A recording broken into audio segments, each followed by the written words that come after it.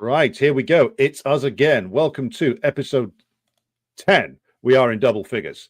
Wow. It's the Decline and Fall show with you today, with myself and Kit Clarenberg joining us live from the once and future socialist Yugoslavia. Kit, welcome along, sir. Always a pleasure. Episode 10, how time flies when you're enjoying yourself. And Yeah. despite all of the depression and the trauma of the past few months, a lot of the worst people in the world, the Western world, are triggered right now. For a variety of reasons, which we'll get into. Yes, rational hope springs eternal. Oh, yes. We are in a place where some of the worst people in the Western world are feeling like they need a safe space. They're literally shaking and crying and calling their lawyers right now. So let us proceed onward with the triggering. There's a lot to get into in this particular episode. A lot has been said and done. So there's some returning characters from what I would call the Decline and Fall mythos, including the return of a certain Mr. Tony Blair, which I believe, Kit, you've got a certain amount to say later on. But I think, talk about revealing yourself, but we'll get to it.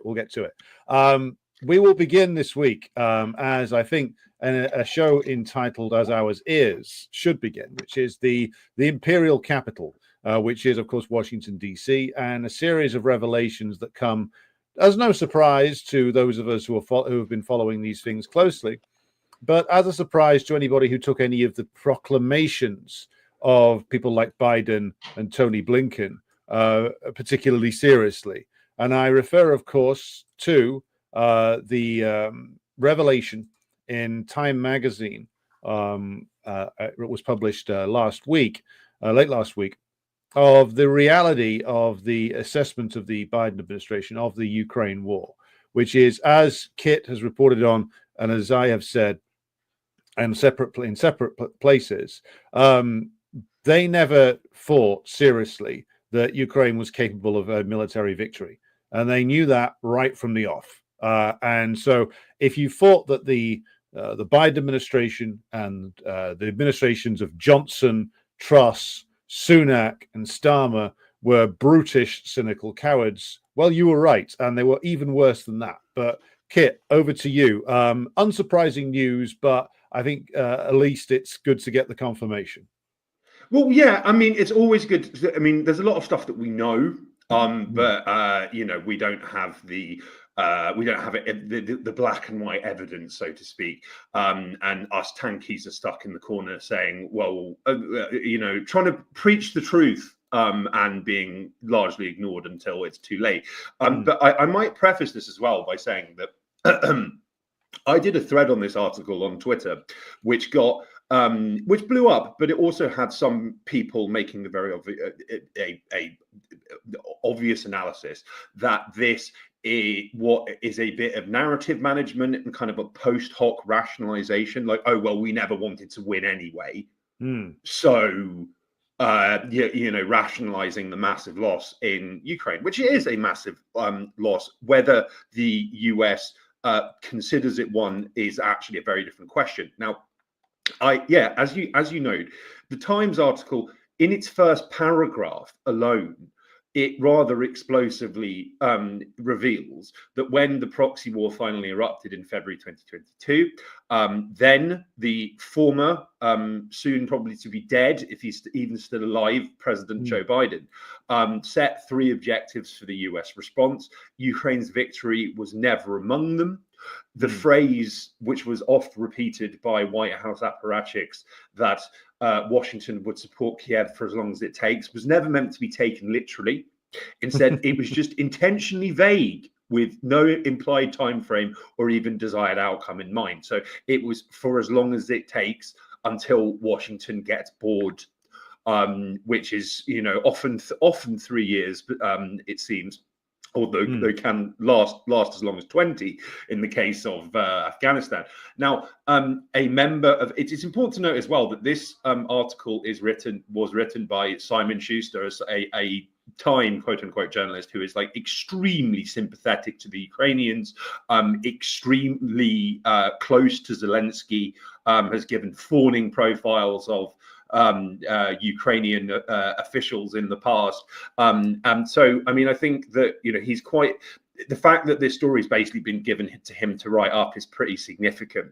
And it quotes a member of Biden's National Security Council who was overseeing this, who claims that the US deliberately made zero promise to Zelensky or his people at any time that they would help Ukraine win, that they would help Ukraine recover any land Russia had occupied since the proxy war began, and certainly not Crimea or the breakaway Donetsk and Lugansk People's Republics.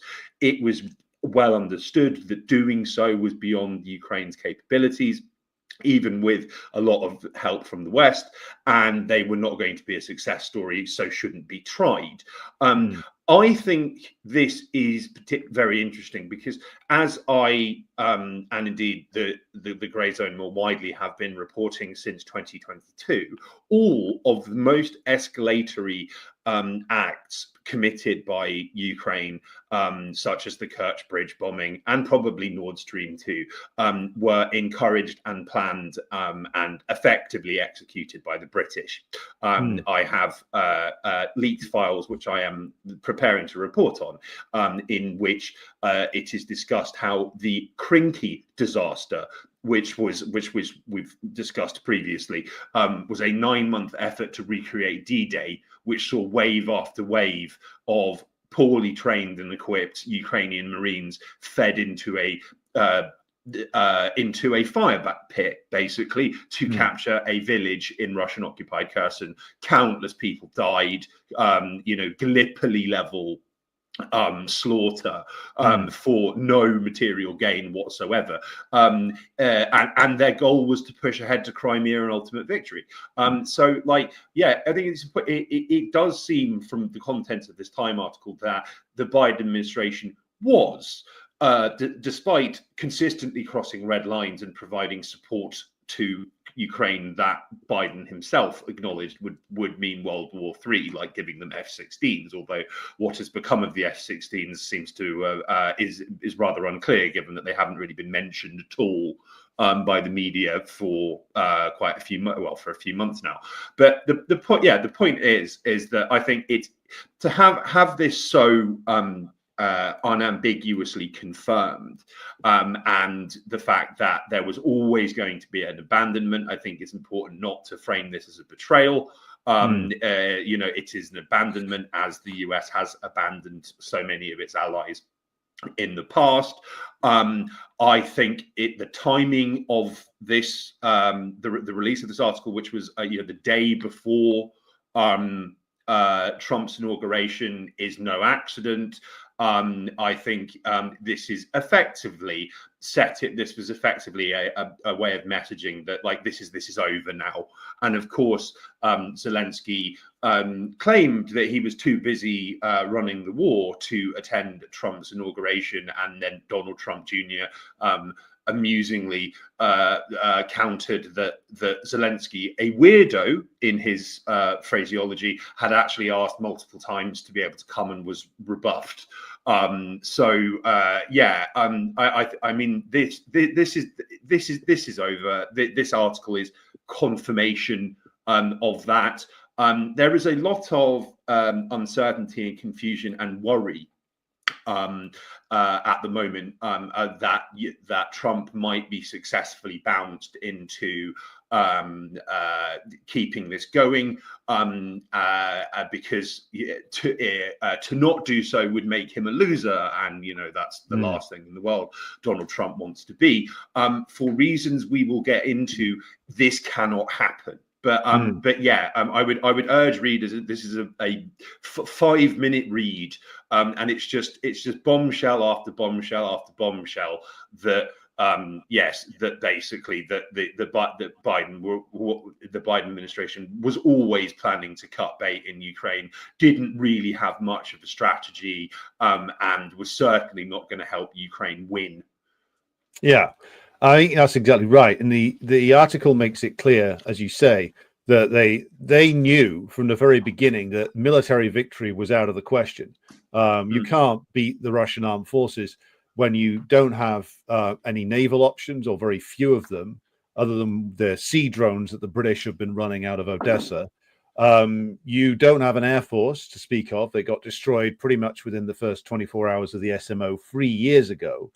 And you lack sufficient artillery systems. So you lack so many things that would be required to actually effectively fight the Russian armed forces.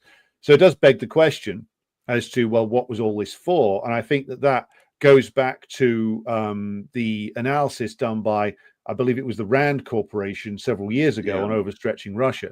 So if I can just, I'll just posit like the way I see it, that this was supposed to go, I think, in the minds of certain Pentagon, State Department officials and in the foul creatures in London, thought that Ukraine would be able to get some essentially very heavy PR wins, spectacular successes that would be at least be spun as defeating the Russians, even if it was not. The idea of that being that if you combine that PR victory and you blitz it through your own media machine, you then combine that with your sanctions packages, which they hoped would work, and trigger a panic in the upper echelons of the Russian system. You then try and mobilize whatever assets you've got on the ground in Russia, which it turned out wasn't all that many, to do some big demonstrations inside St. Petersburg and Moscow. You make it look as if Russia's turning on Putin through media portrayal, and you hope to instigate some sort of palace coup or color revolution that way, largely relying on a combination of sanctions and psychological operations, not on battlefield victories, which they knew was never going to come. Now, I don't know, you probably remember this as well as I do, Kit, the initial anti-war demonstrations in Moscow and St. Petersburg did take place, but they faded after about 2 days, just disappeared. And it just showed that what they were counting on in terms of their ability to mobilize assets in Russia just wasn't there anymore. The Russians had effectively countered it. So that aspect of the color revolution element that they wanted as part of this operation it became unavailable to them very quickly. And it also became obvious quite quickly that there wasn't going to be some kind of split away in the ruling class, because Putin's system, through one method or another, has essentially shackled the ruling class, the Russian ruling class, to them, and that they can't break out without threatening their own interests. So that's the way I think they wanted it to go.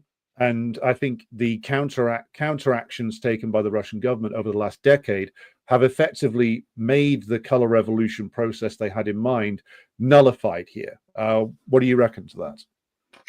Yeah, well, I mean, I think one of the things really interesting that crops up repeatedly in leaked files that I have reported on, both US and British, and I have more in the pipeline, is it is repeatedly stated that a propaganda objective of the West needs to be to highlight Russian losses and failure, not only to Western audiences, but also to Russians themselves.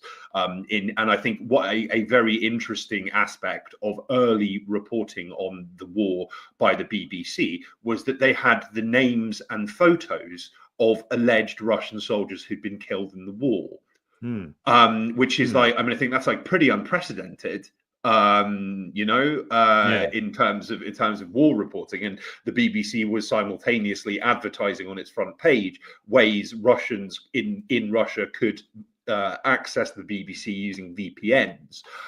But I also think as well that it's the initial propaganda narrative from day one was this was a vast Russian invasion. The whole Russian army is in Ukraine, right? Yes. The whole Russian army is in Ukraine, and this is a total embarrassment, and they are being absolutely battered backwards. And they're too scared to even run over Ukrainians who stand in front of their vehicles. The reality was that this was an extremely limited, effective military policing operation, with where Russia dispatched a tiny fraction of its forces that was many orders of magnitude smaller than Ukraine's total army at the time. It was only about 130,000 soldiers that were committed.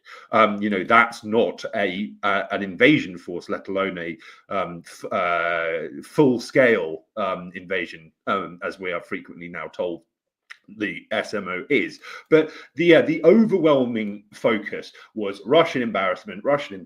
They tried to they thought they could take Kiev in 3 days. They've been beaten back.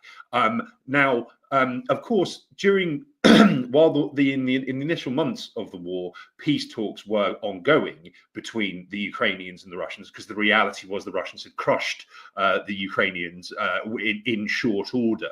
As you mentioned, they'd taken out most of their air force and other air components of their military within the first few days of the intervention. But I think that if those peace talks had been successful, and we were a signature away from a very favourable peace for both sides, which we will not get again under any circumstances, the media still could have framed this as a huge victory for Ukraine. Because without that alternative perspective, which is now Russia's dominance and success in this war has gotten to the point that even the mainstream media is widely acknowledging it, although it's often framed in terms of, but at what cost? They've lost millions of soldiers, blah blah blah. All this nonsense. If we had peace in April or May 2022, the propaganda line could still be, well, Russia tried this all-out invasion of Ukraine and they failed. So it's a victory for NATO. It's a victory for Ukraine, and everything's going according to plan. And this is this massive loss for Russia, and their entire military has been destroyed. Now, if you will just draw up the Hill op-ed, if you'd be so kind, Alex, I think as well, and we'll get further into this, that basically this headline is kind of representative of the obsequy and reverence with which Joe Biden was spoken of in his initial months in office. This is just absolutely extraordinary. It was extraordinary, and I think that the opening paragraph refers to how Biden's Americans Jobs Plan and infrastructure legislation could surpass FDR's New Deal and LBJ's Greatest Society in its impact on the nation.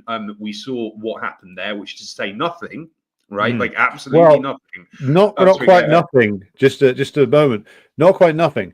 Billions upon billions of being thrown into the corporate accounts of the leading American corporations, especially tech and military industrial complex corporations. So many billions, possibly into the trillions in subsidies being thrown at these companies through these giant stimulus plans, which produced a grand total of fuck all. Nothing positive, nothing like, if you compare it to the actual infrastructure building projects of the New Deal, which were huge, vast projects that still stand, some of them to this day. Compare that to this, and you can just see the rottenness of the American system, which is all the money just disappeared into a bank account somewhere. They all did stock buybacks. The big shareholders got to pay off, and the American people were left with the bill. That's what happens. And what's more, this strategy was probably cooked up by a bunch of consultants who earned an enormous. I mean, on this subject, I will never, at the risk of going off on a tangent. There is I came across a USAID report from 2017 on how to reform parking in Kiev. And it was based on extensive consultations with parking experts. And it's it's like a 200-page report, and its conclusions are, well, we just need to institute a system of exorbitant fines for people who park without getting a ticket, and use private contractors for the purpose. It's shock horror. but I think that what's really the really important the passage in this is it states that Biden his biggest challenge in office is the fact that there is a perception that the US is a declining power in comparison to China and Russia. And it then goes on to state, actually, in reality, in absolute terms, American power has significantly increased economically and militarily in recent years. Right. So this is written in, I think, April 2021. And it also then states, as a result of America's enlarged power, neither Russia is not going to risk conflict over Ukraine. It also and it also states, just in summary, that yes, the overriding challenge for Biden's foreign policy will be closing the gulf between perceptions of American decline and the reality of its increase in absolute power. And it's like, this was a widespread perception that actually, that contrary to all data, all indications, the rise of China's One Belt, One Road initiative, the rise of BRICS, that America was actually stronger than ever, particularly now we've gotten rid of America First, anti-NATO Trump, right? There was, and if you go to my investigation on China and Russia, please, Alex. Yep. Yeah, thank you. So I think that another key point to make as well is that, like, when the war started, when the proxy war started, the US was not prepared for at all for how much material it was going to need to send to Ukraine, how quickly this would get used, and how difficult and costly it would be to replace it. Now, I note in this investigation, which I urge our viewers to read in full, effectively in October 2022, the Pentagon released this National Defense Strategy. It made, which was meant to articulate how the US was going to dominate the world militarily for decades to come. And it made all of these bold claims. At no point did it mention China and Russia's partnership, which had been inked in January of that, or early February of that year, which was a clearly world-changing event that they hadn't wrapped their head around.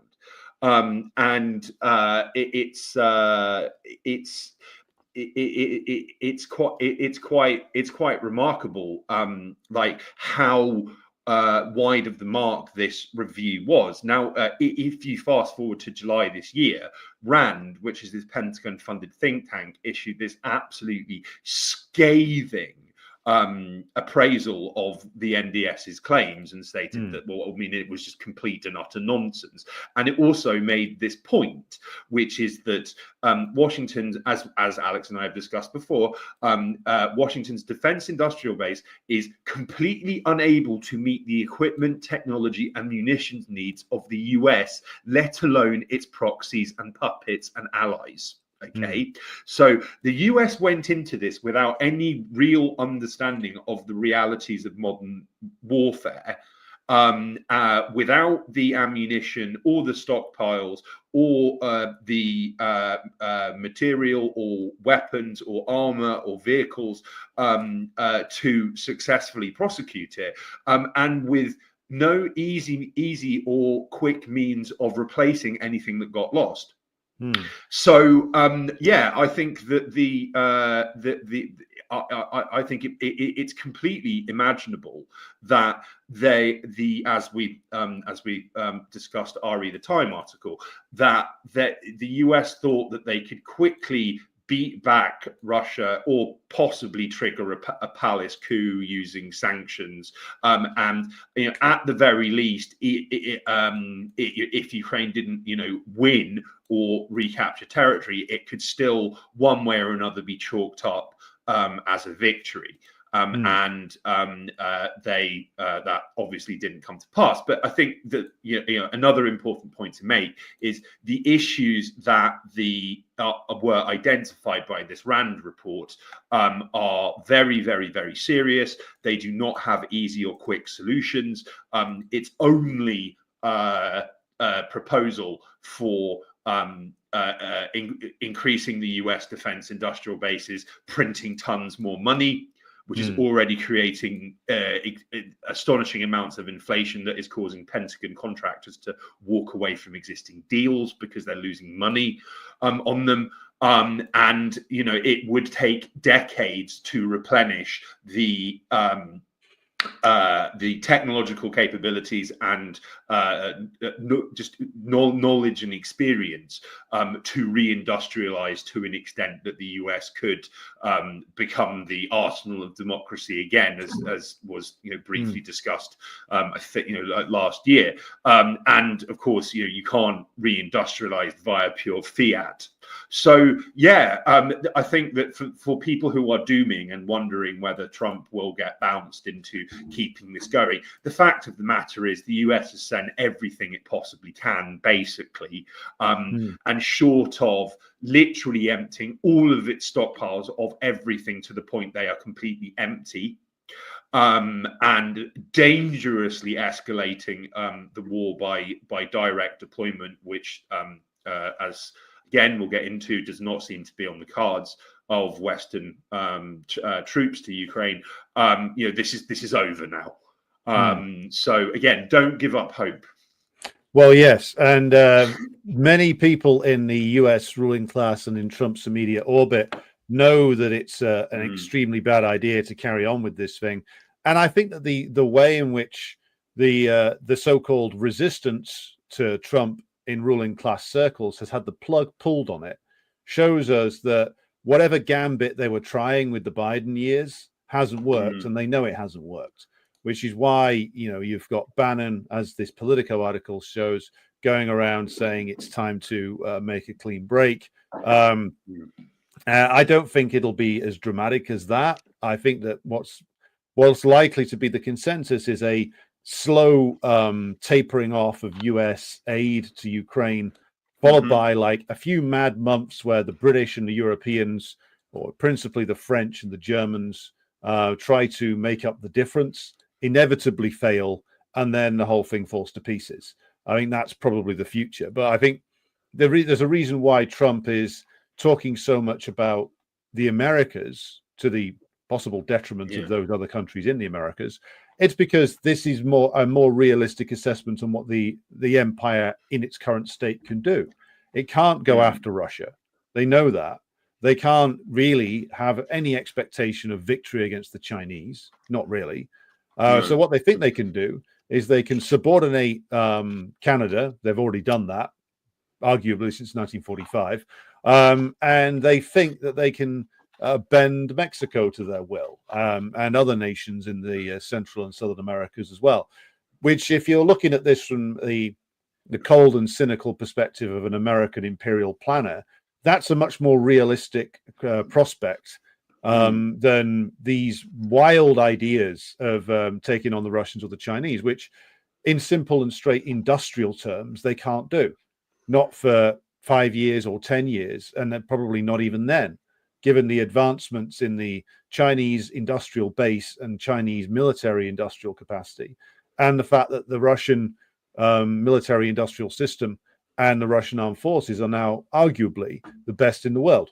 So you're not going to get them. And I think that they've always known that. They now know that the victory they had in mind isn't going to happen. So the question is not whether it is over. The question is, well, how long do the death throes of this experiment continue for? I mean, my personal prediction, though of course it's always dangerous to put a timescale on things, is that by autumn of this year it will probably be coming to an end. I don't know if you want to speculate or not. I think that Trump has talked about wrapping it up in 6 months. I mean, I think, and there have been numerous very, very, very doom-laden yet realistic statements from numerous Ukrainian officials that, well, look, we're in real trouble. We're just about surviving or not. Holding the front line and having to steadily retreat under Russian fire as city after city falls. And I think another point to make, as well, is yes, I have several people have asked me, well, why would the US allow a defeat of the scale of Ukraine, the Ukraine proxy war, to happen? Why would they step away from this when it would be such an embarrassment to the empire and to NATO and whatnot? I mean, I think this is what Steve Bannon is talking about, that Trump could be successfully convinced into being much like Nixon, but being bounced into keeping this going because you'll be the guy who failed. This is stepping away from this is not a loss for the US. Okay, right? So I mean, yes, it has been damaging to the empire's illusion of strength. It has been very materially costly. Finland and Sweden are now in NATO, which was unthinkable before this, and they now have to buy all sorts of expensive US military equipment. And as you mentioned on your excellent dissection of the quote-unquote 100-year agreement between the UK and Ukraine, NATO, being part of NATO, gives the US an enormous amount of power economically and politically within a country. Okay, like effectively, it's very easy to get into NATO if the US wants you in there, and they will employ coups and meddling and civil society infiltration and all sorts of other skullduggery to get countries into NATO if they want. Getting out of it's very, very, very difficult, and there will be severe consequences for any country that tries. You've also got to bear in mind as well that in the wake of the 2008 war between Georgia and Russia, in which Georgia's US funded, armed, trained, equipped, and even clothed and fed army was crushed in a matter of days by the Russians. A large number of countries in Central and Eastern Europe, including notably Poland, which had hitherto tried to maintain at least somewhat constructive relations with Russia, turned against Moscow bigly and started queuing up to have US missile systems on their territory. Okay, so that's another major win. The US has a lot of internal wealth, which Europe doesn't have. Europe is now politically, economically, technologically, and militarily dependent on the US, and the US also has an entire backyard to resubjugate. So, like, what have they lost here, really? It is a massive loss for the Europeans. Yes, but from the US perspective, they can just carry on as if, well, hey, this was a quarrel in a faraway land. We tried to do what we could. It didn't work out. So what? Well, yes, and the crisis in Europe will be the one that is crucial to pay attention to, because that's going to bite quicker in a much more severe fashion than the one in the US. The US's crisis will go on for longer because it's much further ahead, Yes. and it'll mean probably more delusions can be sown in the US about its recovering its place in the world. But in terms of the immediate crisis, as I've said, I think Trump's instinct will be to try to pass the cost on to the EU. The EU will probably try and do it and speed up its own inevitable decline, which is fine by me. The quicker that thing bites the dust, the better for all of us.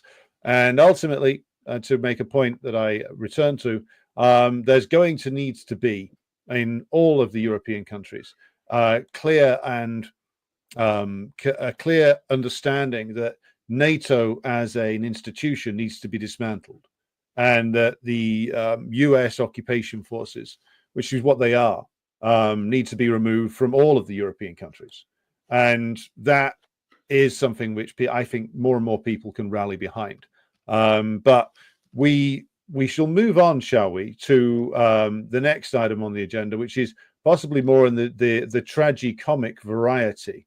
So I will shift us to, of course, a reminiscence of the past, which is that so a few years ago, a certain organization or several organizations on the American left were declaring that it was time to vote for old Joe Biden, you know, Mr. Segregation, because we're going to shift him left. The DSA, Democratic Socialists of America, or is it Democratic Socialites of America? That seems a more appropriate title. The PSL, Party of Socialism and Liberation, which stands for neither of those things in the United States, were either openly or tacitly urging their supporters to vote Democrat, to either put pressure on Biden to push him left or to stop the fascist Donald Trump getting in. And all of this led to a feverish set of delusions, which later on in Time magazine itself, again in a confession piece in April of 2021, was revealed to be part of a coherent strategy that was being put together by political consultants and intelligence men to remove Trump and put in Biden. And the American left was part of this, as was, of course, the old AFL-CIA, the American Union Federation, or at least its hierarchy. So here we go. We are 5 years on from the 2020 elections. We've seen the return of Trump. We've seen the embarrassing implosion of Biden and the Democratic Party. How did it go, Kit? How did the progressive charge go? Well, I mean, I think it's important to note as well that, like, one of the most hilarious. I mean, I think that Trump, for a variety of reasons, which we will get into, has really wrong-footed the left, both the mainstream and less mainstream left, and in Western countries, and also independent media, because he's done a lot of things already that they support or supported, and you have some figures who were branding Trump and all of his supporters fascists 5 years ago, cheering the ceasefire which he helped broker in Gaza. Okay, so that's quite interesting. This article, it sticks in my mind for a variety of reasons, because this was a widespread narrative that Biden, well, look, Biden's going to come in, but he's going to be given hell from day one by the squad, by all of these the supposed progressive, radical, left-wing groups and movements within and without the Democratic Party, effectively he was going to be forced to adopt this a man with a basically fascistic history, both in terms of domestic and foreign policy. He was going to be turned into a progressive, and this was why independents should vote Biden, and this is why left-wingers who were bitter about the betrayal of the sabotage of Bernie's campaign by the Democratic National Committee in favor of Hillary Clinton should again vote Democrat. Should be shamed into voting Democrat, because if he wins, big things will happen. And then, yes, as you mentioned, you fast forward a few months and you have AOC and all of these other supposed socialists, more like socialites, saying Biden's doing a fantastic job. He's doing so well. This is after Biden explicitly, on a call with billionaire donors, said nothing was going to fundamentally change. So this was not a secret. And I think another very important and largely forgotten aspect of the kind of the first year of Biden's administration, I think largely before the Ukraine proxy war erupted, was the administration's overwhelming focus on DEI and intersectionalism. This was meant to be the substitute for actual progress and actual substantive change. Yes. And there was like a lot of Biden posting selfies of himself with, women in military uniform saying, all Americans should know this is what a US soldier looks like.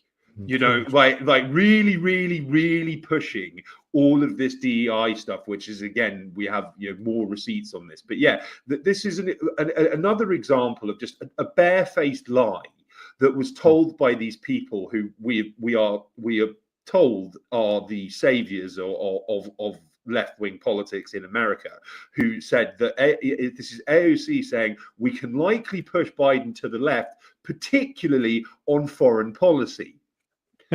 And we see we see how this turned out. Now, this intersectional empire that Biden was aggressively building during his first year in office, which alienated vast amounts of people because diversity is all well and good, but it's more important that I have a roof over my head and can eat. Well, why do you need that when you can eat the diversity policies of the major government departments? They consist of large amounts of paper. But the thing about that was, I think, as you said, a lot of it was designed to make it look as if they were doing something, whereas in actual fact, this was just literally like some consultant came up with all of this and said, well, this will look good if we put this into the propaganda machine and spit out loads of stories about how the CIA is now woke, how we are intersectional, how girls are getting it done on the battlefield, etc., etc. Of course, none of it was really true. The standard US soldier, especially one that sees combat, is still some heavy dude from some largely a poor background, unless he's an officer. It's the same kind of guy who joins the military for a variety of reasons, who has always joined the military.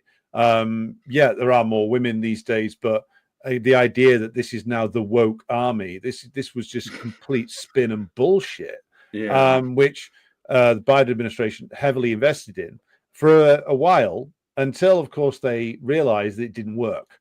And then to go back to the story we just had up a minute ago from the Washington Examiner, the talk about pushing Biden left on immigration, that all stopped quite quickly. And suddenly Biden carried on where Obama left off and started deporting more people than Trump. So like the actual record of Biden is like one, or whoever is running the Biden administration, because it certainly wasn't him, is that they would make a big deal out of something, but once you scraped away the surface, what you found is large scale continuities from Obama to Trump to Biden, but with the mood music being different. And that basically, and the mood music, by the way, as all lift music tends to do, puts everybody's teeth on edge and gets you angry, but doesn't actually change anything. Yeah, absolutely. And I think the article that we have up on screen is an excellent kind of rant / investigation by my dear friend Alex Rubenstein, with whom I host Active Measures.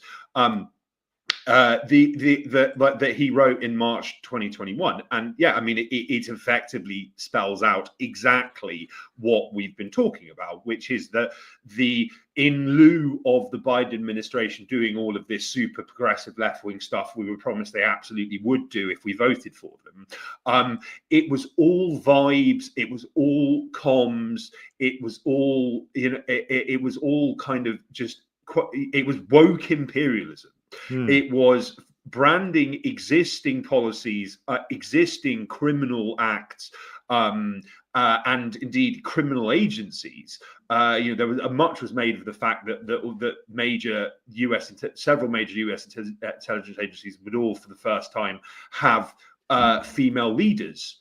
As if this is, it's that classic meme of to a man and a woman in West Asia being bombed by drones, with one remarking, they say the next one will be sent by a woman. You know, it really was that, like, that, you know, there was this relentless virtue signaling. NATO was tweeting about how diversity is our strength. We stand against discrimination. You know, we heard a lot of the same phrases over and over and over and over and over again. And they were completely meaningless, and also alienated enormous numbers of people. And also the fact that people were lied to and told that Biden was going to be pushed to the left meaningfully, in any way, domestic or foreign, like, this created an enormous amount of bitterness amongst people who already felt betrayed and voted Biden with a peg on their noses. So, I mean, you know, is it any wonder that Trump was ahead in, like, most demographics, like, you know, next time round? Like, you know, people can, people, it's like, yeah, like, fool me once, shame on you; fool me twice, shame on me. Like, people were pissed off that, you know, yet again they had been bounced into backing an awful candidate with awful policies. And, you know, the Democrats attempted to do this again with Kamala, where it was where you had Obama literally saying, brothers, i.e. African American, his fellow quote unquote African Americans, should be voting for Kamala, and should be, because of the color of her skin, and they should look past the fact she's a woman if that's a problem for them. And it's like, you know, it was remarkable, and it didn't work, and it will never work again, and has, as we shall see, been summarily dropped. Now, I think, as well, there is another even more serious point to make here, which is that the Biden administration as well, concurrently, and perhaps in tandem with this intersectional push, sought to initially, using January 6th as a pretext, sought to significantly enhance the American national security state domestically, right? So you have, in the wake of January 6th, the entire media was awash with reports that this shows that we need to ban encryption, which the CIA and FBI have been calling for a very long time. There was talk of creating a new intelligence agency on top of all of the other spying agencies the US already has, that would spy on social media. You know, that's something that the CIA and the FBI already do anyway. It was reported on by the New York Post, which is, I mean, it's incredible that this has been forgotten. But there was a report in September 2022 that the Biden administration and the FBI had an off books, which is to say informal, for cash deal with Facebook, where they would pass money to Facebook staff to spy on the private messages of Americans, and try and find evidence of white extremism and violent tendencies among Trump supporters. And, like, this was just something they did because they were trying to completely neutralize and ostracize, if not outright criminalize, Trump supporters. You know, and it's like it was something that they were really, really, really going for. Thankfully, it doesn't seem to have paid off. They were also, I mean, and this again touches on intersectional empire. They were also going to try and take the step of, I mean, this is after 5 years or however long of relentless chatter about the dangers of disinformation.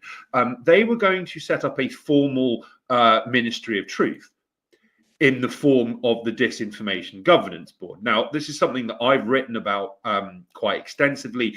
In early 2022, the Department of Homeland Security announced that it was going to launch something called the Disinformation Governance Board, led by this rather strange woman called Nina Jankovic, who has a history of working for US government-funded propaganda outlets, including a Ukrainian YouTube channel called Stop Fake, which whitewashes neo-Nazism in Ukraine and is tied in with like Azov regiment, and had also libeled Julian Assange and WikiLeaks as Russian agents, endorsed the credibility of disgraced former MI6 spy Christopher Steele and his Trump Russia dossier. And she was meant to be running this this disinformation governance board. Now, there was very, very little clarity at all on what the board's function was meant to be, its powers, what it would do.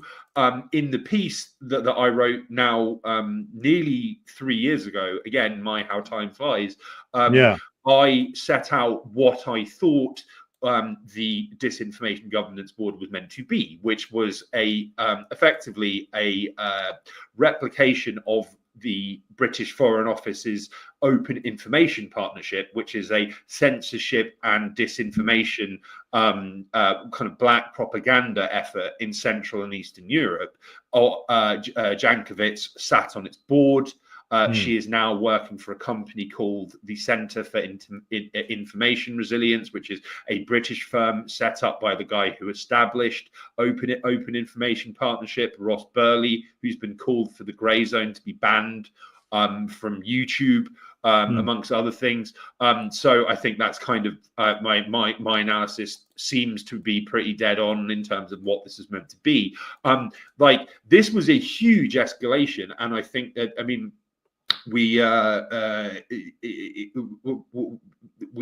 given to dooming on the left, but I actually think that the Disinformation Governance Board basically got shut down within a few weeks of launch, because there was a concerted pushback by left and right, and the rights organizations and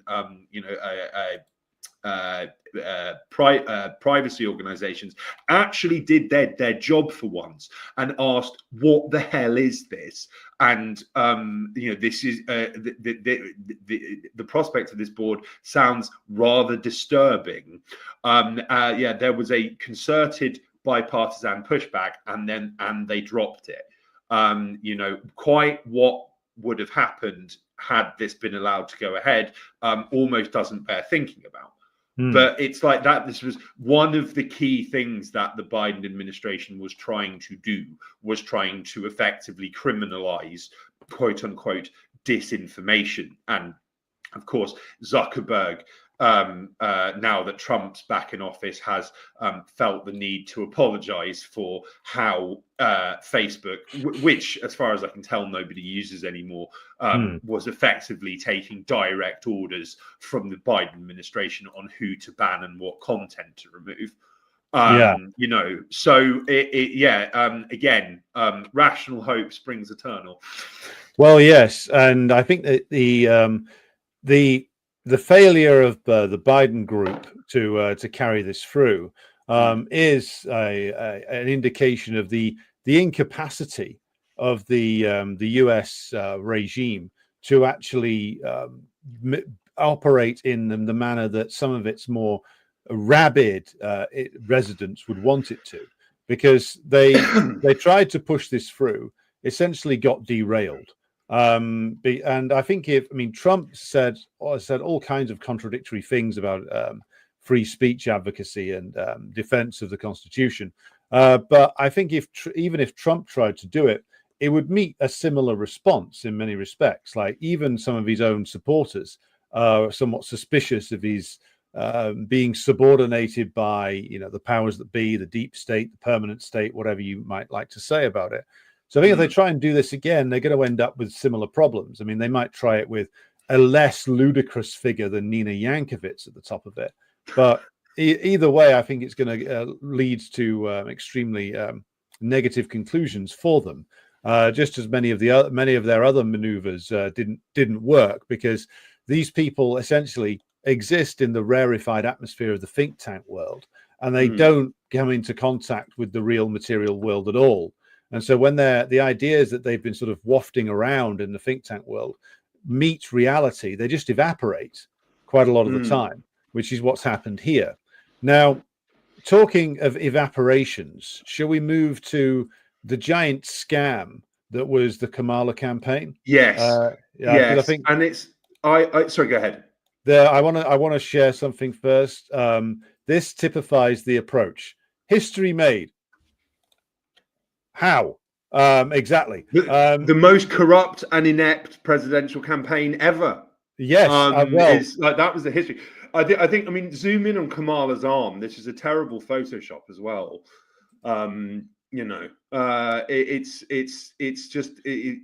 It's like down to her knees. I refuse to believe that her arm is that long in real life. At all. You could do a better job of that than on clip art than that. That's bizarre. Yeah. So although I mean, maybe it reflects her background as a prosecutor, the long arm of Kamala Harris. Yeah, or maybe she was too drunk to get her to walk past the portrait, and so they basically just had to do an AI mock-up. She was too far gone before midday on, like, I don't know, gin and Zambucas or something, and so they had to get somebody else to walk past it, and then they did a naff job on the on the art, like re-rendering her head onto this. But that does sum up the Biden-Harris presidency, which is like, especially for Harris, like they kept trying to make her happen, and it never did, because there was nothing there to make happen. So that they would shoot these videos of her walking around with purpose, and then the tagline would be "The work continues," but nobody could ever tell you what the work was. And then this just kept happening over and over again. Like, she'd be walking around, and people would be saying things like, "Oh, she's so inspiring," but then you get a story coming out of her office that she was going through record numbers of staff because all of them were quitting because she was absolutely unbearable to work for, and was like pissed most of the time. Like that. I mean, there is a real. I would imagine that like a lot of people got payoffs because, I have spoken to sources of mine within the DC blob who said that she was like a notoriously volatile bully. Who would like throw things at staffers who annoyed her and that sort of thing. I mean, I do think just it was sloganeering, it was virtue signaling with nothing behind it, and it's like we're seeing a similar thing with Starmer now, where it's like every single headline that I'm reading about news in Britain at the moment is about the worst. In terms of its economic prospects, about the worst that I've ever seen in my lifetime. And it's all about how Britain faces blackouts or record high energy prices. Britain is going to be poorer. The average Briton is going to be poorer than most of Europe, including Central and Eastern European countries, if they're not already. And everything's just a disaster. But then when Starmer came in, there was that famous tweet from a centrist journalist: "Isn't it nice, the silence?" It's like the really boring adults are back in charge. And it's just like, but it doesn't mean anything. Well, like adults, like we'll come to this, but like the adults, like who David Cameron. I mean, the great adult who gave the centrist dads their worst nightmare in Brexit, or adults like Gordon Brown and Tony Blair whose reign ended with the 2008 financial meltdown. So I don't understand what these guys are thinking of. What, the John Major years, perhaps? Is that what they're lusting after now? Who knows? But just to remain on Harris for a moment, like even like pro-Democratic Party observers, such as this writer in Nathan Robinson, who's long time featured on this show in various formats, with me largely laughing at him. He's then come to the conclusion that the Harris campaign was a scam. And I think that's true, because like anybody of any moderate amount of intelligence who worked on that fucking thing would have known it was a mess heading for the rocks, that they were going to lose big time. So you might as well just put your hand in the till and steal what you can while you can. And this seems to have been exactly what happened. And that the people who got done over were essentially like the big donors who got told, "Oh, she's sure to win. Don't worry. We've seen private polling. People prefer her to Trump and also prefer her to Biden. So don't worry. Give us your money, and we'll run this thing. We'll get her over the line." Turns out she was not only never going to get over the line. She was the only way she would have got to the line was probably if she snorted it, then threw it up again. But there you go. The scams within scams. I think you gave Mr. Robinson a perfect introduction. He is a long-time man of letters, who is kind of Democrat through and through, but claims to be this radical leftist, although there's not a radical bone in his body. And I just think that like things were so bad on the Harris campaign that in the opening précis or lead of the article is the campaign squandered a lot of money and made plenty of people rich. Parts of the Democratic operation seem more like a multi-level marketing scheme than a political movement. And like, there are so many of the details which are just absolutely extraordinary. So, for instance, they were spending astonishing amounts of money on absolutely nothing. So they spent an enormous amounts of money on a TV ad in Florida, which is read through and through, and was that's like Trump town, and they bought this very expensive TV ad just to troll Trump.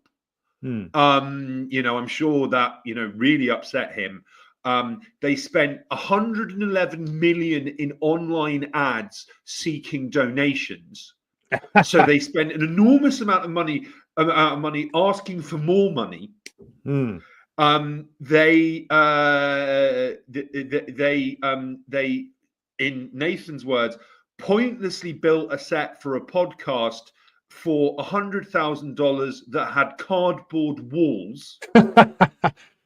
They didn't fund field offices in black neighborhoods. They spent close to $1 million on that infamous picture of Harris on the exterior of that large venue in Las Vegas. They gave Al Sharpton's nonprofit $500,000 ahead of his MSNBC interview of Harris, which was, to say the least, sympathetic. And despite all this, right, all of this money spent, and then yet the actual people who were on the ground working for Harris, they weren't given enough money for food or water. So I think it really cuts to the core of like, well, they didn't really. She was surrounded by all these people who didn't really know what to do or how to campaign beyond, say, vote for her because she's a black woman. Well, she's only a black woman on certain days. Yes. On other days she's Indian. Yes. On other days she's Jamaican. Another day she might be Canadian. Depends. DEI means that you can be anything you want to be. Yeah, and it's like and I mean, there's another. I mean, on the subject of Harris being a horrendous bully, it is noted by Robinson that black staffers on Harris's campaign felt the black vote was being taken for granted, which of course it was. And yeah, I mean, as I mentioned, there was Obama and others who were attempting to just shame African Americans by saying, you yourself are a racist if you don't vote for Harris. Several of black staffers raised concerns about this in a kind of post-election, post-mortem call, and Harris's deputy campaign manager told them that talking to the press would ruin their careers. Right. So, I mean, and I think the fact that, save for this one tweet with her bizarrely enlarged arms, the fact that Harris, who was talked up as this formidable candidate in many ways, despite the fact she was clearly a totally vacuous moron, has just vanished. Like, there's no trace of her. There's no follow-up interviews, nothing. She's gone. Yeah, disappeared. Because, I mean, and this is where I think the comparison with Starmer is apt, because like there's just like there was never anything to Harris at all, nothing at all. There's nothing to Starmer either. It's like there's, I mean, I'm for all that I loathe and detest people like Boris Johnson, there's something of a recognizable human there. There's a personality. There's a personality. It's disgusting, but it exists. Yes. Liz Truss, maybe not. I think that woman is completely nuts. Even Sunak, who was sort of derided quite rightly as some sort of Silicon Valley Uber geek and banker swine. There's more humanity to him than there is to Keir Starmer or Kamala Harris. So I think what you've got with the likes of Starmer in particular is that somebody who has spent so long just being a hatchet man for those above him in the chain of command, that any personality there has long since departed, and also, like, as he is just used to being a hatchet man, and apparently, I mean, these are rumors, not confirmed stories, and apparently a bully himself and a very brittle man, when he's put in the biggest position, can't respond to it, because he's used to, just as Harris is, obeying the next guy above him in the chain of command, whoever that might be it, whoever was running the Department for Public Prosecutions, or whoever runs the intelligence services, or whoever really runs the show inside the Labour Party. Now he's the one required to do all this shit. He can't do it.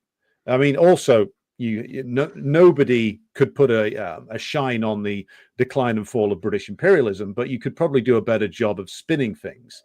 He's terrible because he's not got any of the skills that would be required for even a halfway decent retail politician. Harris is the same. But there you go. This is what the system produces when it's on the downslide. Yes, and this is the thing as well, is that, like, he is, as we've discussed before, I think, the mainstream attempts to polish the turd of Keir Starmer, they've just given up now. It's really interesting that we've yes, as I say, we've had, well, isn't the silence brilliant? Oh, the adults are back in charge. Oh, it's wonderful that finally, these boring technocrats are running the show. We have been told that how boring he is a major strength. There was a bizarre attempt to frame how boring he was as somehow extremely sexually attracted to women. That was very, very. I think I mentioned before, but Caitlin Moran, or Moron more aptly, she wrote an op-ed for the Times in which she said that she felt sexually aroused by Starmer, as did her middle-aged female friends. Very bizarre. But it's like, the thing is that, like, if Starmer had any grasp of basic political rhetoric, like, he may have some kind of prospect of conning at least some people outside a very specific bubble of centrist dads. But he, like Blair, who we'll very much get into, he was big on sound and fury signifying nothing. Like, where we are going to live in a giving age, not a taking age. Like he was good. He was good at sound bites. He was good at saying things that sounded nice but meant nothing. Harris was crap at this. Starmer is crap at this. Most, if not all, mainstream Western politicians are crap at this because they have come up, as you say, through systems where they are effectively taking orders and acting as the bagmen and women of the powerful. Once they actually are in a supposed position of power, they don't know what to do. No, because they don't have that same level of or maybe in Starmer's case, he is probably being given extensive directions in certain regards by MI5 and MI6 and the CIA. There's nothing there. yes, And this is another point to make as well, and this segues quite neatly into a discussion of Trump. I think yes, Trump is someone who, I find his press conferences quite difficult to listen to, if not impossible, because he just rambles. yes, And it's just like he will just speak in this scattershot way, rambling incoherently, going from topic to topic, very fluidly yet somehow clunkily.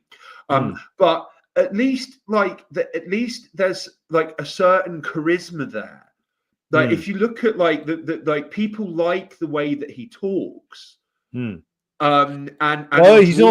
He's also quite funny. This is the thing. He's hilarious. Trump rallies, if you watch the whole thing, like you said, it can go on for an hour and a half, 2 hours, a lot of which is basically just him rambling, and then but he'll have 5 or 6 applause lines and good jokes in there in what is effectively a stand-up set. So just as with these press conferences, there'll be a lot of rambling, there'll be a lot of bragging and self-justifications, but he'll have a couple of good lines in there, which at least can then be clipped by his team and turned into basically social media content. And so if you've got that, you've at least got something. And also Trump seems to be even though he's past is that of a con man, he at least is a man who can do charm. He is at least a man who can tell a good joke, a man who you could imagine holding court at, in a bar or at the golf club or something, which of course he does. I couldn't imagine.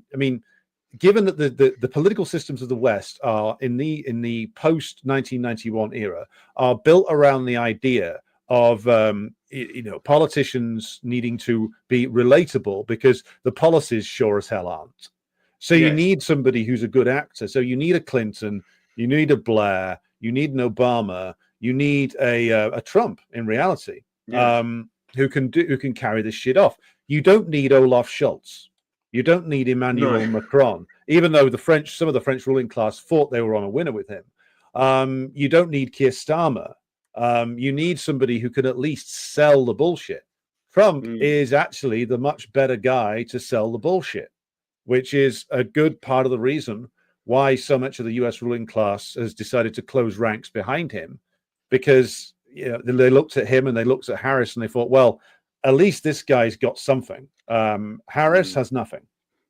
Well, it's and I was going to say as well. Just to close out this point. I think what we discussed, I think last week, about how a likely replacement for Keir Starmer is Wes Streeting, and he's being built up in this manner. Yes. There was an article I think it was by a lobby correspondent in the Mail about the Labour conference, and it noted how Keir Starmer was very dull during the kind of post-conference drinks, and he left early. Meanwhile, Wes Streeting was propping up the bar and making us laugh until 2 or 3 a.m. And there was mentions of him rather incongruously sniffing. So it gives some indication of why he was able to stay up so late.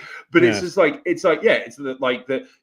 Streeting, who looks weird, sounds weird, and comes across as just slimy and unctuous and creepy, has more charm than Keir Starmer. Yes, right. It's astonishing.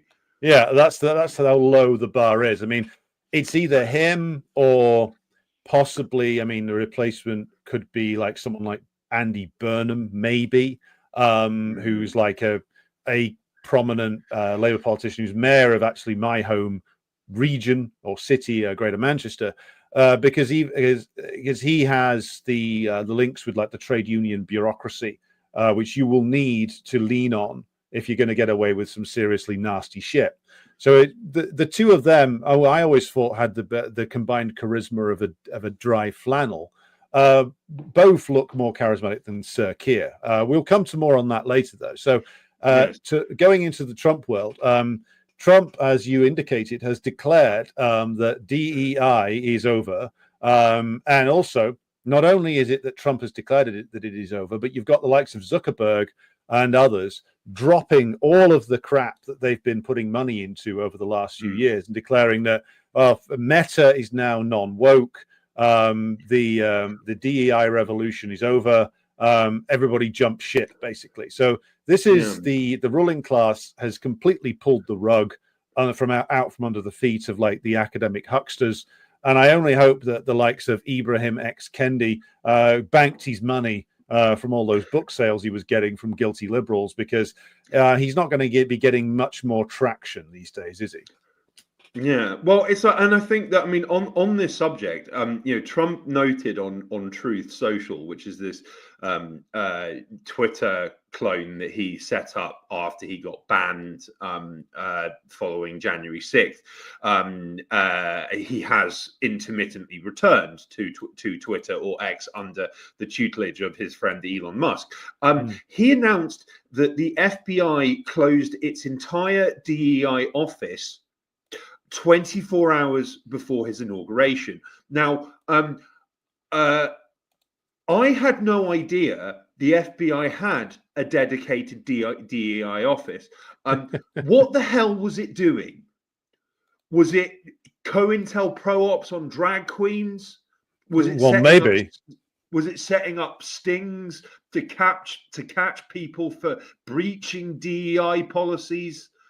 It's so bizarre. And as far as I'm aware, that no other US government agency has a dedicated internal DEI office. That this is the kind of, if this was complaints of a DEI nature, this would go to HR or whatnot. I do think it's notable that, as I reported for the Grey Zone with Max Blumenthal, there were a series of leaked emails between the National Endowment for Democracy, a CIA front, old guard, complaining about the woke culture in the quote unquote new NED. And one of these old timers was complaining that he was constantly being criticized in performance reviews for refusing to put his pronouns in his email signature. So maybe that it's that kind of offense that the FBI's DEI office was investigating. There have been a series of executive orders published by the Trump administration since taking power. One explicitly states ending radical and wasteful government DEI programs and preferencing, there we go. which is pretty like it is literally ending DEI. Yes. As a concept, which is, and I think, as we've discussed before, there are people, including people on the right in the US particularly, who think that there is a coming war between the censorship industrial complex and Trump. It's not going to happen because the infrastructure isn't there anymore. Well, everyone's fault. Sorry, go ahead. The war's over. It ended. Trump won in 24 hours because essentially this, as you say, this whole thing was dependent upon funding from central government, and it was dependent upon at least some kind of consent from the wider ruling class. The wider ruling class decided that this wasn't a goer anymore. This wasn't something which was going to satisfy their requirements, so they pulled the fucking plug. as they Yes. are wont to do. And if there's no money, then the academic hucksters and the HR professionals who staffed these offices and spent quite a considerable amount of time and money bullshitting for a few years, banked their cash and have fucked off and moved on elsewhere. So the war was over as soon as as soon as somebody was interested in fighting it, or as soon as somebody was interested in putting an end to it.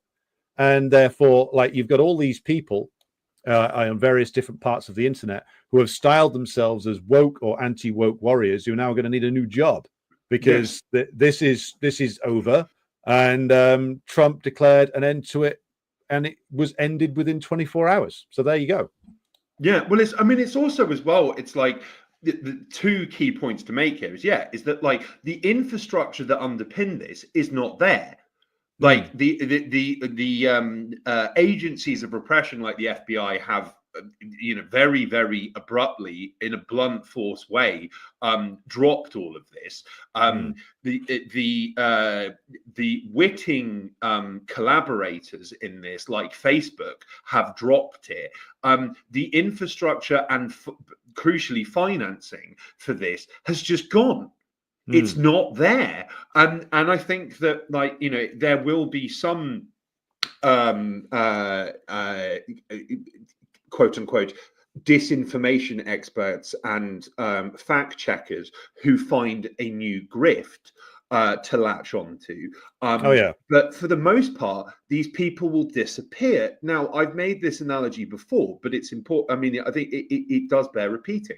During the War on Terror, there was a large number of people who were routinely quoted in the media as terrorism experts. These were usually people working for extremely dodgy defense industry funded think tanks or other organizations who were meant to be experts on Islamic terrorism, who had never been to the Middle East and couldn't speak Arabic and had no professional or academic background that would mark them out as an expert. But they were widely quoted in the media. They got book deals.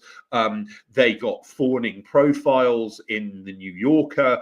And they were made an enormous amount of money serving as expert witnesses in trials of people that FBI had set up as terrorists, testifying on Islamic terrorism and reinforcing the US government's narrative on what terrorism was and wasn't, and why certain people should be, sent to jail for the rest of their lives for falling victim to an FBI sting operation. Now, when the war on terror ended, or kind of like fizzled out, like under Obama, all of these people vanished.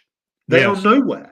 They are nowhere, and this is exactly what's going to happen now with the cottage industry of disinformation. I mean, there has been a marked silence from NAFO, those annoying online trolls and bots who were pro-Ukraine and attacking quote unquote Vatniks.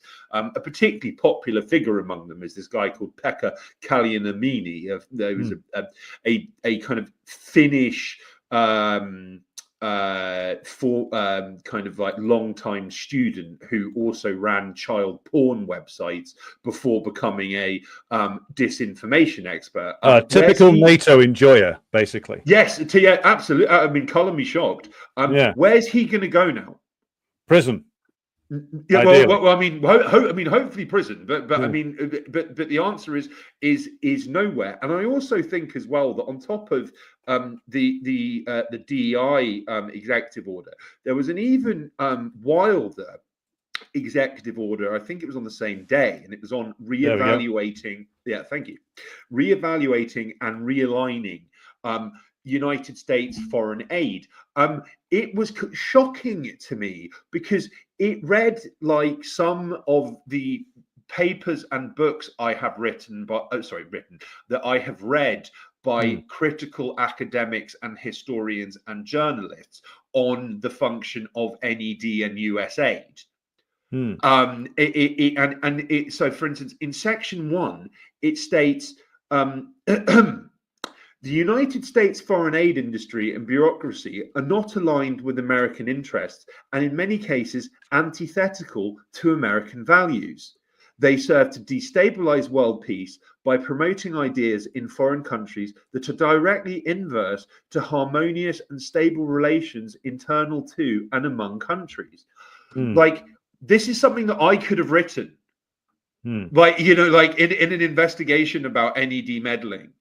Like, Yes. in a country, it is completely wild, and one wonders the influence, who wrote this and how this was influenced.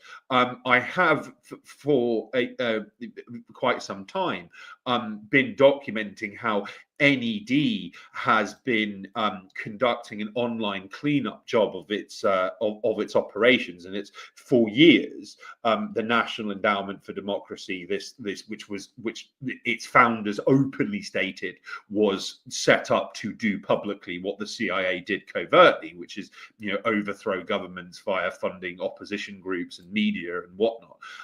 They have like they were meant to be very overt in their activities. For many years, they had a grant database online where you could search what they were funding and where, and the kind of organizations and individuals on their payroll, and in most countries in the world. They've removed it completely from the web now. Surprise. Because they're being scrutinized in a critical way, and they can't withstand like the most basic scrutiny, you know. Well, and it's like I think it would I wrote about this, and I asked how much longer can the NED survive now that its founding purpose, to do what the CIA did covertly out in the open, has been defeated. And the answer is that I can seriously imagine it being shut down. Well, like, so again, I think you're right, and also this goes along with what we were talking about earlier, which is a recalibration and reorientation of policy, of how American imperial interests are pursued. The Color Revolution period, I would argue, had its run from about 1989, especially with the counter-revolution in Romania and the end of Ceausescu, through the 90s into the 2000s. I think it runs into the buffers, ironically, at the point where they thought they'd had their biggest triumph, which is 2014 in Ukraine. I think the big one that they were going to aim for with these operations was always Russia and China to an extent as well. And in both cases, the governments there were intelligent enough and powerful enough to put countermeasures in place, so that when they tried Hong Kong 2018, 2019, it failed disastrously, created a lot of noise, created a lot of disruption, ultimately did not work. And I think it didn't work principally because the Chinese party and state remained unified.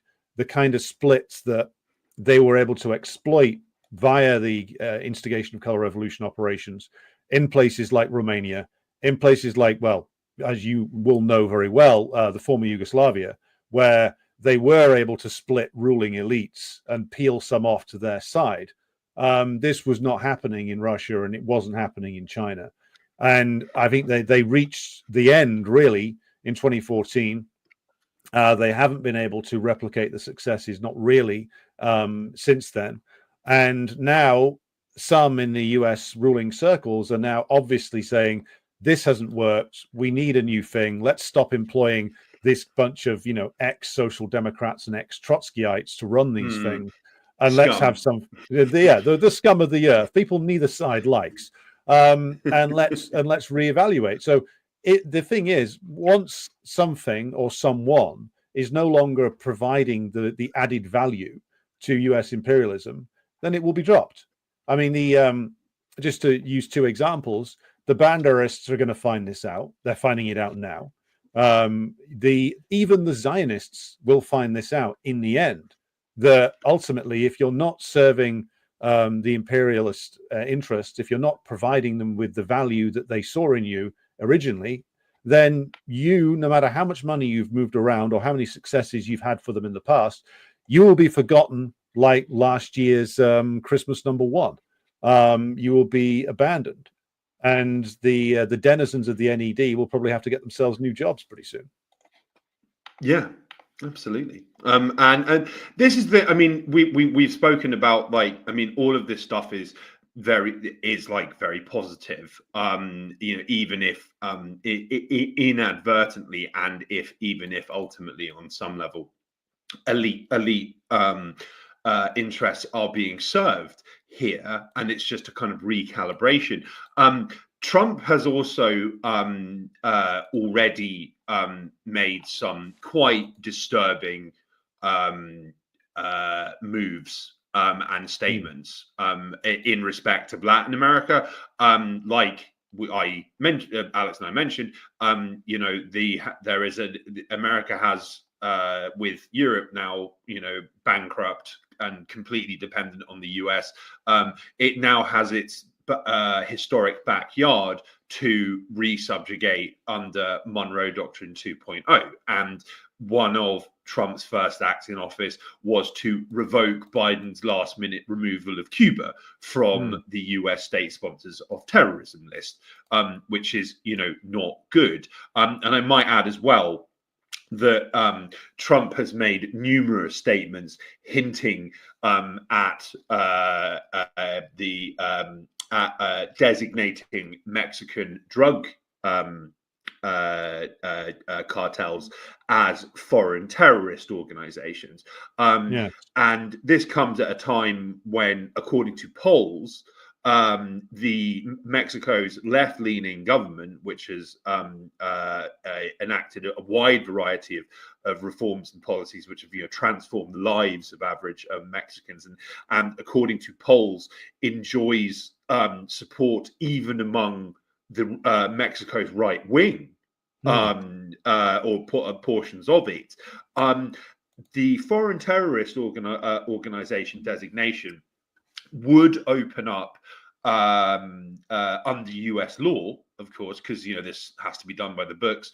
It would open up Mexico to CIA clandestine operations, allegedly targeting these cartels. It would potentially open the door to US military intervention and occupation, sanctions, all sorts of other destructive measures. And I might add as well, as we know from Operation Fast and Furious, that typically US efforts to neutralize drug cartels end up greatly strengthening them and creating chaos, which is, again, another great pretext for US intervention.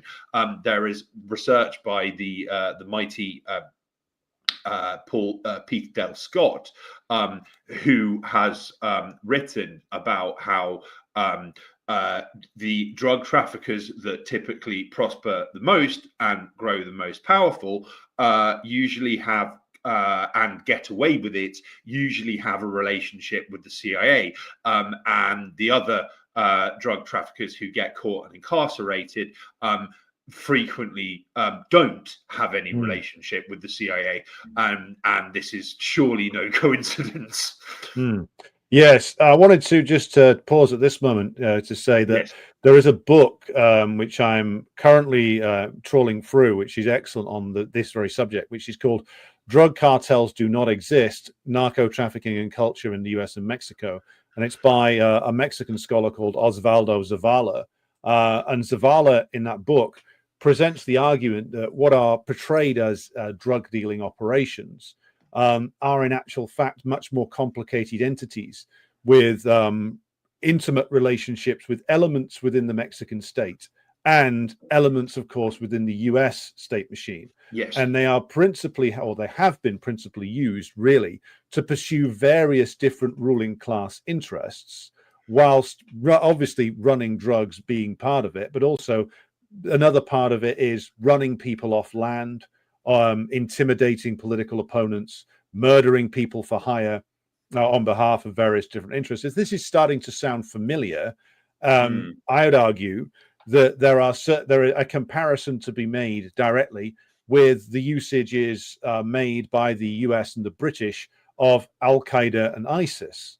Yes. And this makes the designation of these cartels, so-called, as foreign terrorist organizations, basically be running this. It's running the same con as was run in the war on terror, which is you have these organizations which you have been in business with, you the imperialists, for many, many decades. You then decide on some level, because this has been talked about for at least 5 or 6 years now. Pete Buttigieg was talking about this in his 2020 presidential campaign, and we all know what his relationship is with the CIA. You then use the crimes of these organizations that you've been in business with to create justifications within the American political system and the public mind to take military action, which is not designed to clamp down on drug smuggling, people smuggling, or any other justifications that Trump has given because of when he signed this. It's to destabilize the Mexican government and enable further American military intervention to make sure that Mexico stays at most a compliant neo-colony of the United States.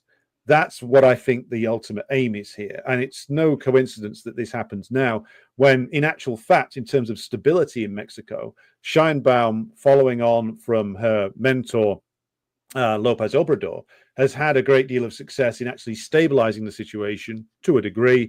There's still a lot of problems in Mexico, but also securing a degree of economic growth, wage growth for the great bulk of the population. Mm-hmm. It's now that the US does this when two things are important for it. One, reasserting themselves in what they regard as their hemisphere following embarrassing defeats elsewhere. And two, making sure that Mexico doesn't grow its way out of being a neo-colony. Those are the things that matter. And that's why I think ultimately this has been done. Yeah. No, I mean, no, zero disagreement there. And I think, I mean, in terms of, again, yeah, like, in embarrassing defeats elsewhere, there has been a lot of talk in the form of op-eds and indeed subtle and not so subtle messaging from members of Trump's team that the coupping Maduro and military intervention in Haiti are both on the cards, so to speak. And I think that both of there was a member of Trump's team said to Axios that we wouldn't mind seeing Maduro being neighbors with Assad in Moscow, and Venezuela has been subject to crippling sanctions for even longer, I think, than Syria was, which is to the enormous detriment of its population. Although, as we've discussed previously, it does have people's paramilitaries who are specifically set up to guard against counter-revolutionary activity, whether that's internal or external. So Venezuela might be a tougher nut to crack. However, I also think that as well that in term, I mean, as we mentioned, the failure of Ukraine being blamed on Europe. A very interesting development recently has been, as we have discussed before, in respect of Elon Musk, there is a growing narrative in the British media that Trump despises Starmer and wants to get rid of him. and I think that this is effectively a way of laying the foundations of a coup on Starmer and blaming it on foreign forces somehow.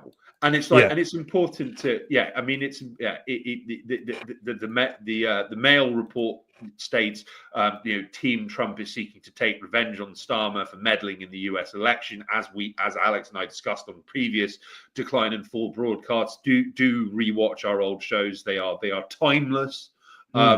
the Starmer dispatched a large number of advisors to Kamala Harris to try and help her win, specifically because they were worried about Trump ending the war in Ukraine.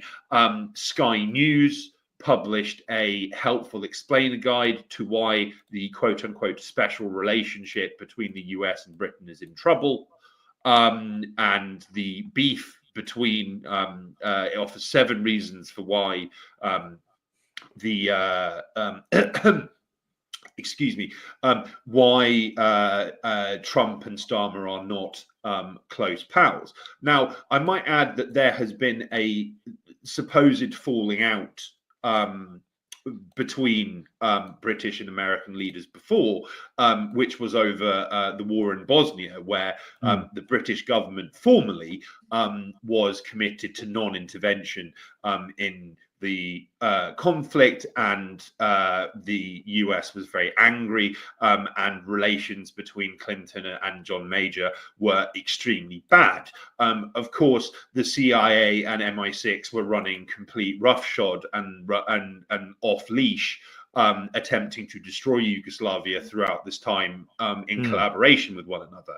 So, irrespective of the public relations between the leaders, the actual government continues its machinations unseen and unheard. So I think this is these reports that we're seeing are basically empty rubbish in terms of, I mean, Trump having some Machiavellian plot to replace Starmer with Nigel Farage. I think that's actually just the British elite's plot to get rid of Starmer, who they bet on as a safe pair of hands. Yes, as a safe pair of hands, and that didn't work out. Well, I think that looking at this from inside old perfidious Albion itself, I think what you've got here is essentially a continuation of the plotting that's been going on continually amongst the hierarchy of both political parties, the major political parties here since Brexit, which is that none of them have been able to address the fundamental problems of British imperialism's decline. So you've got continual plotting against Theresa May. Ultimately, they got her out. One faction brought in Boris. The other faction, the more pro-EU faction, continually schemed against Johnson to try and get rid of him. Ultimately, they succeeded, thanks to largely Johnson's own sheer ineptitude, laziness, and torpor. And then they got the one that they wanted. That faction wanted Rishi Sunak, who again was sold as being boring. That was another. That was sort of prefigure to Starmer. They got Liz Truss, and then that faction immediately then caused the bond market crisis of September and October 2022, which is being repeated to a degree now, where they essentially, the governor of the Bank of England came out and unleashed what is effectively a soft coup against Liz Truss to get the one they wanted, which was Rishi Sunak. Rishi Sunak couldn't do jack shit, just sort of staggered along for another year and a bit, and then ultimately committed political suicide by declaring he was going to bring back the draft, which had to have been handed to him by somebody who actually wanted Keir Starmer to win. And now they've got Keir Starmer again. The faction that's lined up behind him thought they were getting another version of Blair, but it just goes to show how little these people understand anything. You can't recreate a situation in a completely different context. And the context in Blair's context was economic growth caused by the orgy of looting British imperialism had been able to do thanks to the collapse of the Soviet Union. Now you have severe limitations on their ability to operate, caused by rise of China, caused by the refusal of the Russians to fall under the plans of the US and the British. And now you have a crisis, which Starmer, surprise, surprise, can't solve, which now there is an open fight, well, not an open fight, a veiled fight, which, as you say, they are using Trump and Musk as essentially the puppets out on the stage to hide what's really going on, which is a very large scale battle for influence within the British government between different factions who want some kind of varying different ways forward. And the decision has been clearly made by some of these that Starmer's got to go. I don't think there's a serious plot to put Farage into number 10. I don't think that Farage would want it. And I don't think that the ultimately will have reform in there on their own. They'll have reform possibly with the Tories when the Tories have sorted themselves out a little bit. Ultimately, though, it's designed to get rid of Starmer, who they think is a dud, and they're right. But they it took them long enough to realise. And it'll either be Streeting or perhaps somebody else who can come in and wield the office with a bit more credibility. A bit more credibility relates to about maybe a 1% improvement in the opinion polls. But this is all just the same deep crisis that British imperialism has been in for a long time. They can't stick by any leader because no leader can solve it for them, is the essence of this. Yeah, absolutely. And it's like, and I think as well that like the obsession with trying to find Blair 2.0. I mean, and it's just like that in itself is of course a fantasy, because the material and economic circumstances in which he came to power just are not there. But it's like, I think that there is more widely the mainstream left is, to the extent that it is talking about alternatives at all, is likewise stuck in the past. They're talking about basically doing what Britain did post World War II. It's not going to happen. Like, you know, and I think that I this is a point I've made many times, and it does bear repeating, is that, like, you know, 10 years ago, you would at least have, while we were being universally told by the mainstream media that austerity was not only being implemented by the Conservative Lib Dem coalition because they had to do it and they had no choice because Britain was in such dire straits economically. It was also a really good thing that this was happening because reasons.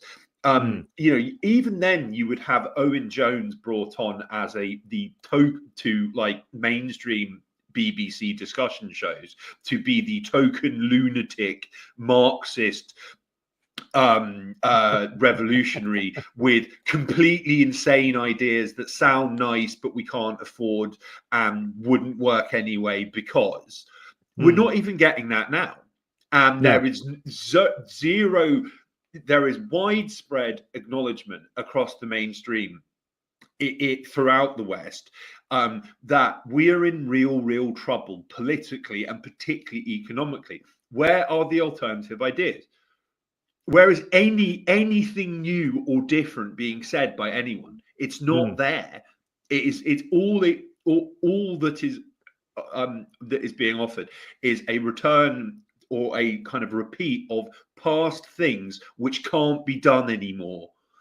Because the material circumstances are so different. Yeah, this is each of them, the left and the right, the bourgeois left and the bourgeois right, are essentially running around after fantasies. Like for the right, it's the fantasy of factionalism returning. That's been their fantasy for decades now. They don't seem to realize that this is the world that created. For the left, it's the fantasy of 1945. Which they don't want to acknowledge was funded by increased exploitation of the colonial countries, particularly places like Kenya, places like what's now known as Malaysia, etc., which caused like gigantic wars of independence to break out in those countries. You don't have that anymore. You don't have that anymore. And like the bourgeois left does not want to acknowledge that. Their only real idea is, we'll go back into the EU, which is also falling apart. So there you go. Yes. So fun stuff all around there. Shall we go to a certain Mr. Tony Blair? Yes, on the subject of our dear friend Tony Blair. This was something that caught my eye, and it also caught Alex's eye independently. This is quite remarkable. Syria's designated foreign minister Assad Shabaini is going to be interviewed by Tony Blair at Davos today. Brilliant. This is HTS, I think, remains a designated terror group, although they have been meeting with British and American officials, and there has been talk of this being rescinded, and they are all, most of them, former ISIS and al-Nusra fighters, and they're just going to have a fun sit down chat with Tony Blair at this major public conference on the future of the world, and it's I think it's it is a wonderful kind of microcosm of like late stage empire. It's the kind of thing that you couldn't write, like if it was in a satirical farce, you would think that this is ludicrous. You mentioned I wished to have a rant about Tony Blair. Like I do think that, on top of everything that we've spoken about Blair and his toxic mephitic legacy, it is worth bearing in mind that this man is A, completely insane, B, continues to have an enormous influence on world affairs that is not particularly acknowledged, beyond reporting on the fact that he has this very lucrative empire advising the leaders of repressive governments on PR. But he also, through his institute, and other organizations that he is associated with and runs, he is still attempting to reshape the world. And there was a report published, I think it was last year, by the Tony Blair Institute, which heavily implied that the institute was behind the mass protests in Iran, and it boasted about how they had the Tony Blair Institute had contacts and assets on the ground who can provide intelligence and can arrange protests and other political actions, which is like really like quite astonishing to have that just stated axiomatically in an official report. But I also think that Blair, another enduring legacy of Blair, which is feeds into enduring fantasies of Britain's ruling elite, is that the kind of the past 25 years, perhaps, or longer, which we may refer to as the era of impunity, when NATO started acting completely unilaterally without UN Security Council authorization, which even in the US dominated unipolar 90s would have been unthinkable. Like even then, the US saw international consent, even if it was under duress, for what it was doing. The bombing of the illegal bombing of Yugoslavia from March to June 1999.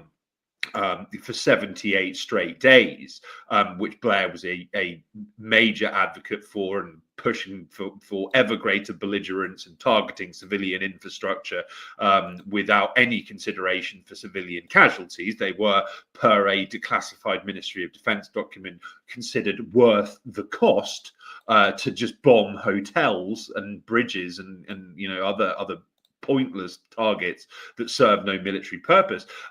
Like in June, I think just before the bombing ended, or maybe just afterwards, Blair gave this speech in Chicago, which was it was famous for a time, where he talked about a new doctrine of the international community, which would allow for just wars based on values. And it effectively amounted to, well, we have in the West a moral superiority and a white man's burden to go around the world getting rid of baddies, and toppling leaders that we don't like in service of values. And I think this was the kind of the foundation of the quote unquote rules based order. and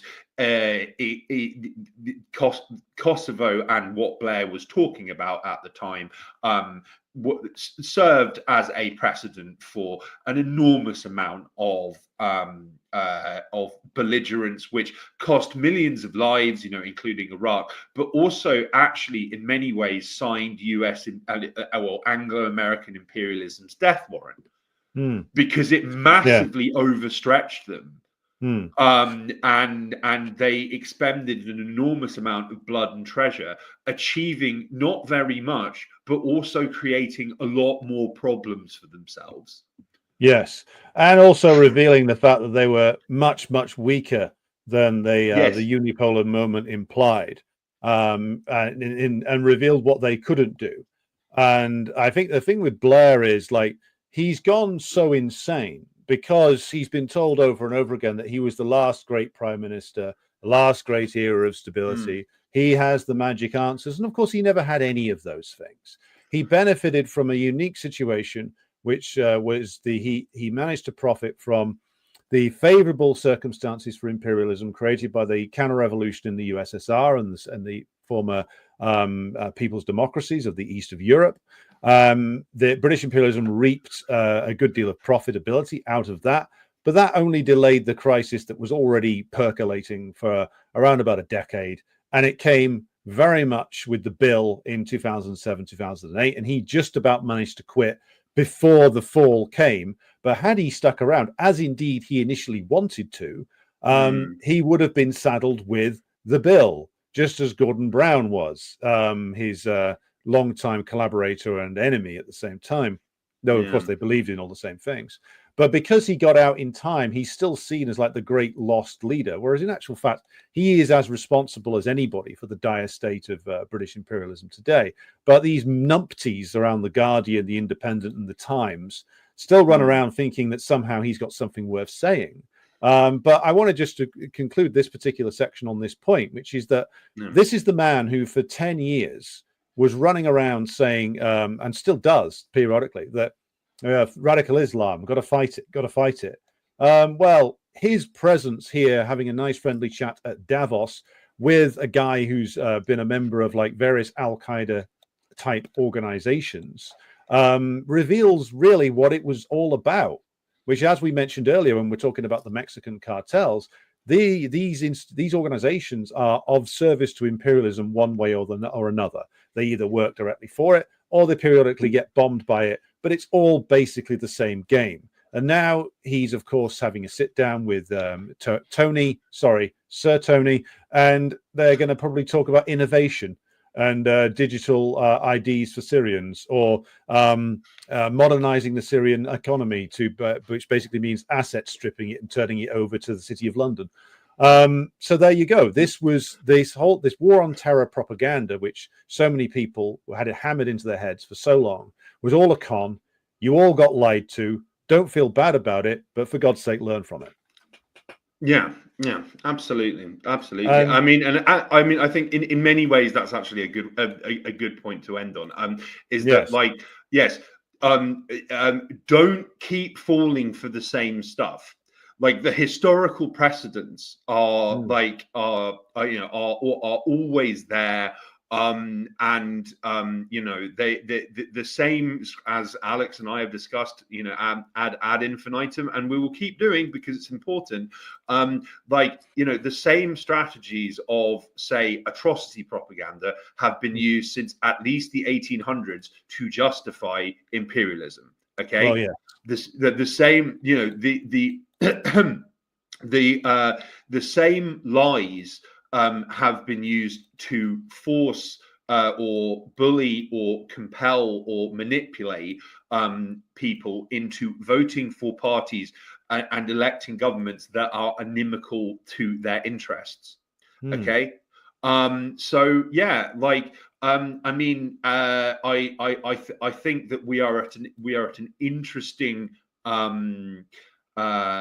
juncture in the history of Anglo-American imperialism. I actually think that if Trump does try and pull a second kind of Reagan 2.0 with coups and death squads and more in Latin America, actually there is a lot more organized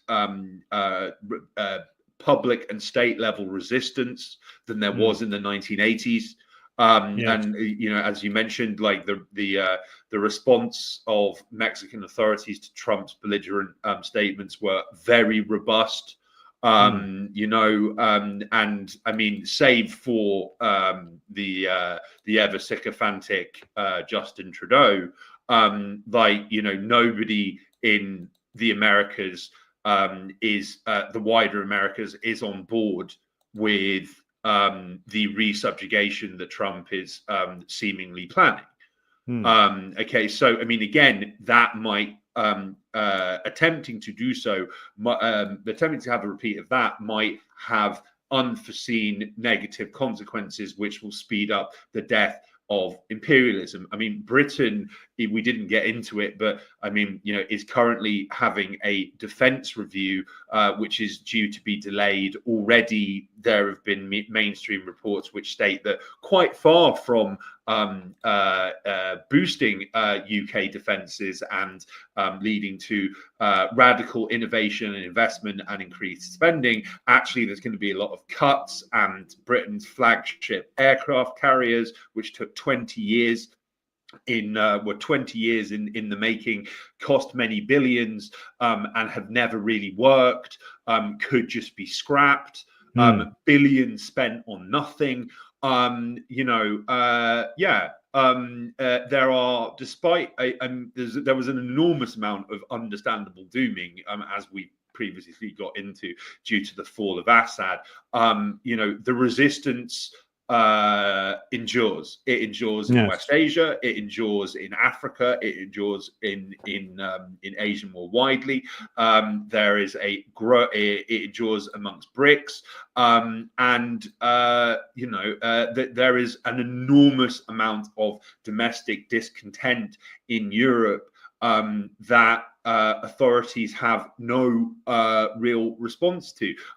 In Slovakia, I've just seen during this broadcast, Robert Fico, who we've spoken about at some length before, has just mooted Slovakia leaving the EU and NATO.